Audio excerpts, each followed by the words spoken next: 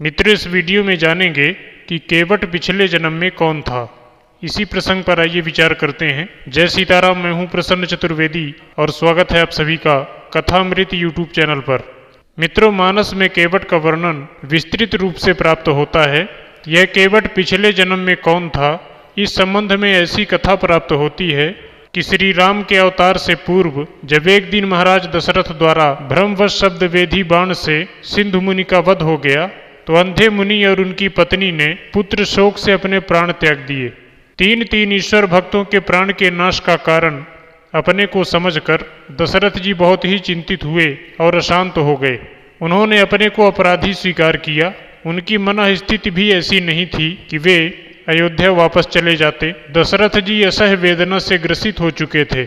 जब उन्हें कहीं भी शांति नहीं मिली तो वे वशिष्ठ जी के पास गए, जो उनके गुरु थे। संयोगवश उस समय वशिष्ठ जी अपने आश्रम में नहीं थे। उनके पुत्र वामदेव ने जब राजा द्वारा उनके आने का कारण विस्तार से सुना तो वामदेव ने राजा के पाप का प्रायश्चित राजा को स्नान कराने के बाद 3 बार राम राम इस प्रकार से कहलाकर करवा दिया। 3 बार राम राम कहने से दशरथ जी का पाप दूर हो गया और उन्हें शांति मिल गई। वे अयोध्या वापस चले गए। इधर वापस आने पर जब वशिष्ठ जी को पुत्र द्वारा किए गए इस कार्य की जानकारी हुई तो वे अत्यंत क्रोधित हो गए। उन्होंने कहा कि दुष्ट, तूने एक बार की जगह 3 बार राम राम क्यों कहलाया? जिसके नाम के एक बार के सुमिरन मात्र से व्यक्ति भवसिंधु से पार हो जाता है, उस प्रभु राम के नाम का सुमिरन एक पाप से मुक्ति हेतु तूने 3 बार कहलाया। तू नितांत दुष्ट और नीच है। गोस्वामी जी ने भी मानस में लिखा है कि जासु नाम सुमिरत एक बारा, उतरहि नर भवसिंधु अपारा। महात्माओं का कहना है कि राम शब्द के रा वर्ण का उच्चारण करने से समस्त पाप दूर हो जाते हैं।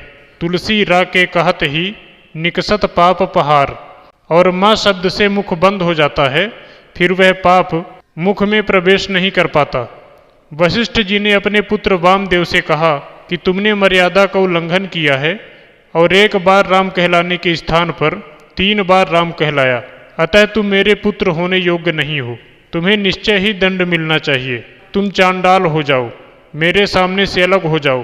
पिता का यह क्रोध देखकर वामदेव पिता के चरणों में गिर पड़ा और क्षमा याचना की। वशिष्ठ जी ने उसे क्षमा तो अवश्य ही कर दिया, परंतु कहा कि मेरा वचन असत्य नहीं हो सकता। तुम्हें चांडाल होना ही पड़ेगा। परंतु जिस राम का इतना बड़ा महात्म्य है, वे ही अब नर लीला करने के लिए अवतार लेंगे। चांडाल होकर भी तुम राम के अनुग्रह और आलिंगन का सुख प्राप्त करोगे। तुम उनके मित्र बनोगे। उनके चरणामृत का पान करके तुम्हारी मुक्ति होगी और तब तुम इस शाप से मुक्त हो जाओगे। इस तरह से वामदेव ने जब अपने प्राण त्यागा तो उसने गुह अथवा केवट के रूप में जन्म लिया और वशिष्ठ जी की बात सत्य हुई।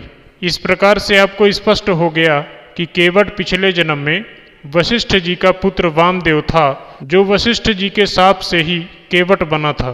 कुछ विद्वानों के मत के अनुसार केवट पिछले जन्म में कछुआ था, जिसे क्षीर सागर में लक्ष्मी जी जो त्रेता युग में सीता हुई तथा शेष जी जो लक्ष्मण हुए थे, उनके कारण विष्णु का स्नेह नहीं मिल सका।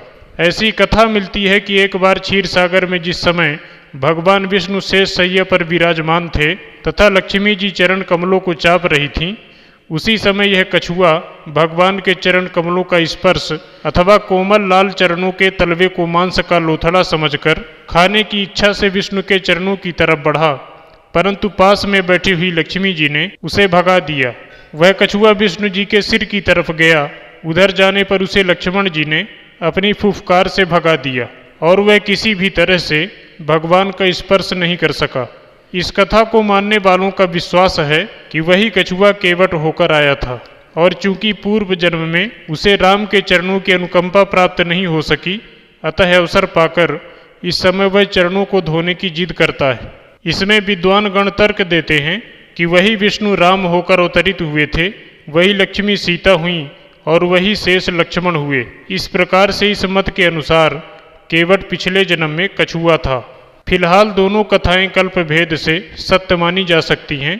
केवट की मुक्ति उसके परिवार सहित तभी होती है जब वह भगवान राम के चरण कमलों को धोकर उसे स्वयं पीता है। और बाद में चरणामृत अपने परिवार को पिलाता है। गोस्वामी जी ने लिखा है कि पद पखारी जलपान करी आप सहित परिवार, पितर पार करी प्रभु ही पुनि, मुदित गए लय पार। तो आशा करते हैं आपको यह जानकारी अच्छी लगी होगी। आप सभी भगवत प्रेमियों को जय सीताराम।